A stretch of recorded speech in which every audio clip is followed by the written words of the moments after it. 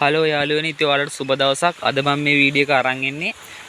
මම මේ වෙද්දී 16 බෑග් එක කරලා තියෙන ඉතාම සාර්ථක ඉඟුරු වගාවක ඉඟුරු පඳුරු කිහිපයක් ඔයාලට පෙන්වන්න. ඉතින් ඔයාලට බලා ගන්න පුළුවන් මෙන්න මේ පඳුර ගත්තොත් මේ වෙද්දී පැල 20කට වැඩි ප්‍රමාණයක් තියෙනවා, මල් පිපිලා තියෙනවා. හොඳින් අස්වැන්නක් අපිට බලා ගන්න පුළුවන්. විශේෂයෙන්ම මේ බඳුනේ ඔයාලට පේනවා පිටතටත් අල ඇවිල්ලා තියෙනවා. බඳුන ප්‍රමාණවත් නෑ මේ වගාවට. ඉතින් ගොඩක් හොඳයි. 16 වෙනුවට 18යි 18 20යි 20 වගේ ප්‍රමාණවල පොලිතින් බඳුන් යොදා ගන්නවා නම් ඒ වගේම ඉතාම සැහැල්ලු පස් මාධ්‍යයක් අපි පොලිතින් බඳුන් යොදා ගන්නවා නම් වගා මාධ්‍ය විදිහට යොදා ගන්න ඕනි. එහෙම නැති වුණොත් මේවේ ජලය බැස යන්නේ. ඒ වගේම මේ චීන ඉඟුරු වගාවේදී ලොකු වර්ධනයක් සහිත අලයක් අපිට බලා ගන්න පුළුවන්. ඒ වගේම මේවා වැඩි ජලයට ඔරොත්තු දෙන්නේ නැහැ, සවුත් වෙන්න බලනවා. ඒ හින්දා ඉතාම සැහැල්ලු පස් මාධ්‍යයක් යොදා ගන්නවා නම් අපිට මේ වගාව ඉතාම සාර්ථකව මේ බඳුන් වල පොලිතින් මළු වල කරන්න පුළුවන්. අනිවාර්යයෙන්ම ඔයාලා කරදහය වැඩිපුර යොදා ගන්න බඳුන් වලට. ඉතින් එතකොට ඔයාලට මෙන්න මේ වගේ හොඳ සාර්ථක ඉඟුරු පඳුරක් හදා ගන්න පුළුවන්. ඉතින් සාමාන්‍යයෙන් මෙතන ග්‍රෑම් 30ක 35ක ඉඟුරු වල කෑල්ල හිටවල තියෙන්නේ. දැන් අපිට ගැලෙවුවොත් කිලෝ 2ක් ගන්න පුළුවන්. ඉතින් අනිවාර්යයෙන්ම ඔයාලට කිලෝ 1.5කින් එහා අපි සාමාන්‍ය විදිහට වගා කරත් අස්වැන්නක් ගන්න පුළුවන් මේ 16 මළු වල. ඉතින් ගොඩක් හොඳයි. අපිට ඊට වඩා ටිකක් ලොකු මල්ලු යොදා ගන්න පුළුවන් නම් සහ ඊටම සැහැල්ලු පස් මාධ්‍යයක් යොදා ගන්න පුළුවන් නම් ඉතින් අපි මේවට පොහොර යොදා තියෙන දේවතාවයි රසායනිකව ඊට අමතරව බීජ සිටුවන අවස්ථාවේ මූලික පොහොරේ දීමක් සිද්ධ කරලා තියෙනවා TSP.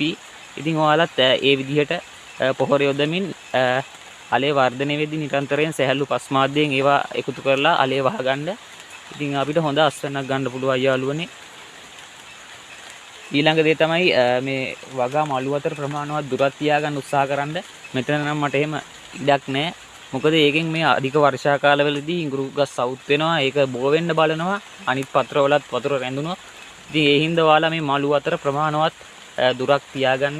ගොඩක් හොඳයි. අපිට අඩි 1.5ක විතර දුරක් තියාගෙන මේ බඳුන් ටික තියාගන්න තිබ්බනම් ඒකෙන් වැළඳෙන ගොඩක් රෝග අඩු වෙනවා, පාලනය කරගන්න පුළුවන්. විශේෂයෙන්ම දිලීර රෝග ඉඟුරු වගාවට ප්‍රධාන වශයෙන් බලපාන දිලීර රෝග පාලනය කරගන්න පුළුවන්.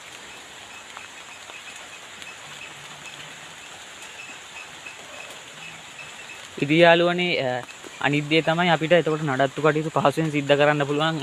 අනිවාර්යයෙන්ම මේ ඉඟුරු වගාවකදී ඊටම පිරිසිදුව වගාව සිද්ධ කරන්න ඕනි. මොකද මේවැයේ විවිධ කෘමීන්ගෙන් හා ජලය රැඳුනොත් අල සවුත් වෙන්න බලනවා. ඒ පිළිබඳව අවධානය යොමු කරන්න. ඉතින් අපිට ගොඩක් හොඳයි ඉඟුරු වගාවක් කරනවා නම් වැඩි කාලයක් වියදමක් යන්නේ නැහැ. ලොකු ආදායමක් ලබා ගන්න පුළුවන් වගාවක්.